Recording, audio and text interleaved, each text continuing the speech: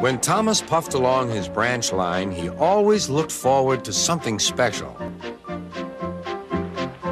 The sight of the river. As he rumbled over the bridge, he would see people fishing. Thomas often wanted to stay and watch, but his driver said no. What would Sir Topham Hatt say if we were late? Every time he met another engine, he would say, "I want to fish." But they all had the same answer. Engines don't go fishing. Silly stick in the muds, thought Thomas. One day, he stopped as usual to take in water at the station by the river. Out of order. Bother, said Thomas. I'm thirsty. Never mind, said his driver. We'll get some water from the river.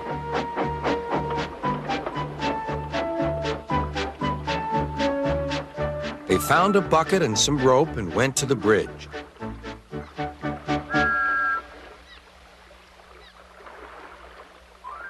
Then the driver let the bucket down to the water. The bucket was old and had 5 holes, so they had to fill it, pull it up, and empty it into Thomas's tank as quickly as they could, several times over.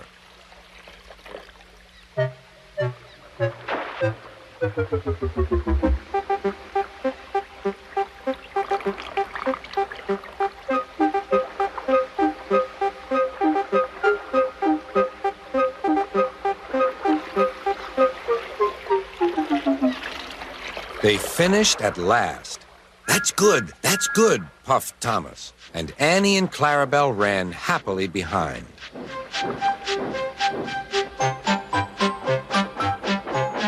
Suddenly, Thomas began to feel a pain in his boiler. Steam began to hiss from his safety valve in an alarming way. There's too much steam, said his driver. Oh dear, groaned Thomas. I'm going to burst. I'm going to burst. They damped down his fire and struggled on. I've got such a pain, I've got such a pain, Thomas hissed.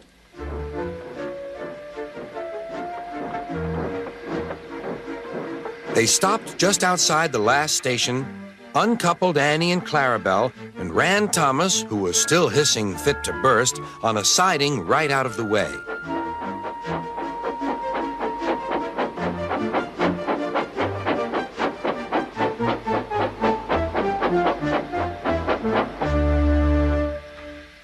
Then, while the conductor telephoned for an engine inspector, the driver found notices in large letters which he hung on Thomas in front and behind.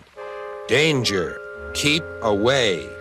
Soon the inspector and Sir Topham Hatt arrived. Cheer up, Thomas, they said. We'll soon put you right. The driver told them what had happened.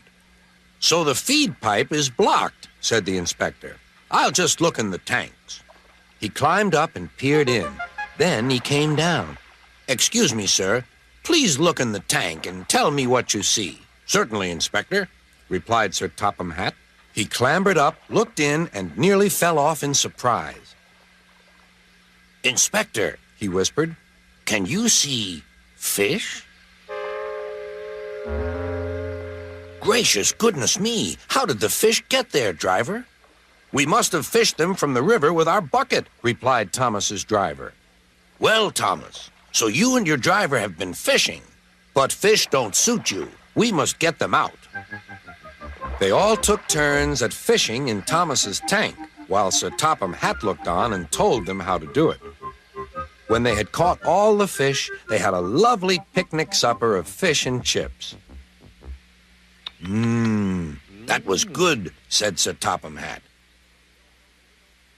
But fish don't suit you, Thomas, so you mustn't do it again.